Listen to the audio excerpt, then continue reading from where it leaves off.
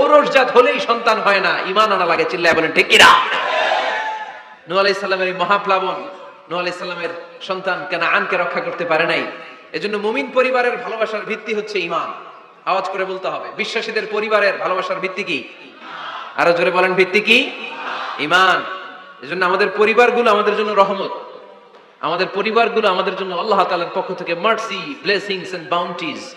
এই পরিবারের বন্ধন যেন কখনো নষ্ট না হয়, আমরা যেন পারিবারিক সম্প্রীতি ভালোবাসা কখনো নষ্ট না করি।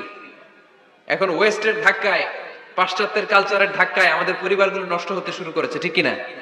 আপনি খেয়াল করে দেখবেন, পাশ্চাত্যে এখন পরিবারগুলোর খুব মারাত্মক অবস্থা, ভঙ্গুর পারিবারিক ব্যবস্থা। এদের পরিবার টেকে না, এরা তো বিয়েই করে না। এরা বিয়ের চেয়ে বেশি পছন্দ করে লিভ টুগেদার। আছে না নাই? বিয়ে করে না, লিভ টুগেদার পছন্দ করে। ফ্রি সেক্স, অবাধ যৌনাচার, হোমোসেক্সুয়ালিটি, সমকামিতা, ছেলেতে ছেলেতে বিয়ে, মেয়েতে মেয়েতে বিয়ে। বিয়ে যাক দু একটা হয়, এগুলো 6 মাস 1 বছরের বেশি টিকে না। ডিভোর্সের সংখ্যা বেশি, ভ্রূণপাত, সন্তান হত্যা করার সংখ্যা বেশি, সুইসাইডের সংখ্যাও বেশি, ঠিক কিনা? রাইফেল একটা নিয়ে বের হয়ে রাস্তায় 4-5 জনকে শুট করে, পরে নিজের মাথায় নিজে গুলি করে নিজেও মরে যায়। কেন যে এগুলা করছে সে নিজেও জানে না। এরকম বিকৃত মস্তিষ্কের লোক পাশ্চাত্যে আছে না নাই? কারণ এদের পরিবার নাই, কারো বাবা আছে মা নাই, কারো মা আছে বাবা নাই।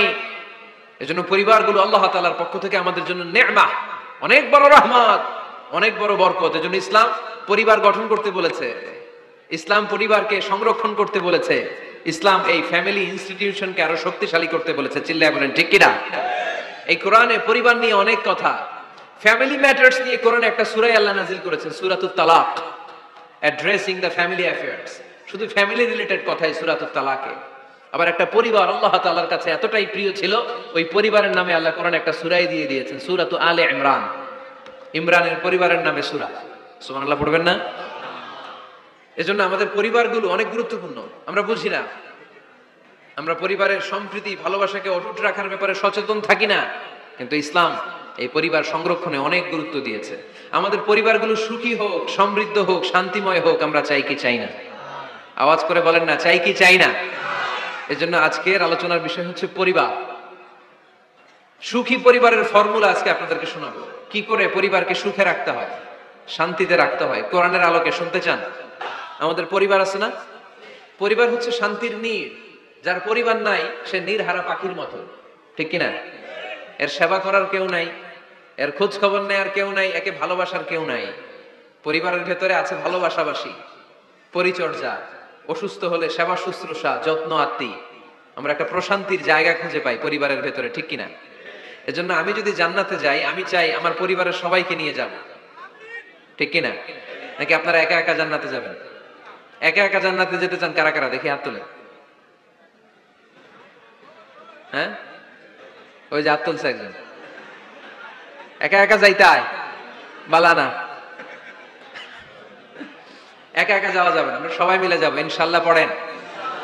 এজন্য রব্বুল আলামিন বলেন, ইয়া আইয়ুহাল্লাযীনা আমানু কু আনফুসাকুম ওয়া আহলিকুম নারা ওয়াকুদুহান নাসু ওয়াল হিজারা আলাইহা মালাইকাতুন গিলাযুন শিদাদুন লা ইয়াসুনাল্লাহা মা আমারাহুম ওয়া ইয়াফআলুনা মা ইউমারুন। সুবহানাল্লাহ পড়েন। আল্লাহ রেখে বললেন, ও বিশ্বাসীরা শোনো শোনো, তোমরা নিজেদেরকে জাহান্নামের আগুন থেকে বাঁচাও, নিজেদের পরিবার বর্গকেও ওই জাহান্নামের আগুন থেকে বাঁচাও। যে জাহান্নামের রক্ষী ফেরেশতারা খুব নির্দয়, খুব নির্মম, এদের চেহারায় হাসি নাই। রব্বুল আলামিন তাদেরকে যা আদেশ করে তারা তাই পালন করে। ওই ফেরেশতারা আল্লাহর কোনো আদেশের অবাধ্য হয় না। ওই জাহান্নামকে ভয় করো, আর জাহান্নাম থেকে নিজেও বাঁচো, নিজের পরিবারকেও বাঁচাও। নিজেও বাঁচতে হবে, পরিবারকেও বাঁচাতে হবে, নিজেও জান্নাতে যেতে চাই, আব্বা আম্মা স্ত্রী সন্তান ভাই বোন সবাইকে নিয়ে জান্নাতুল ফেরদাউসে থাকতে চাই, ঠিক কি না?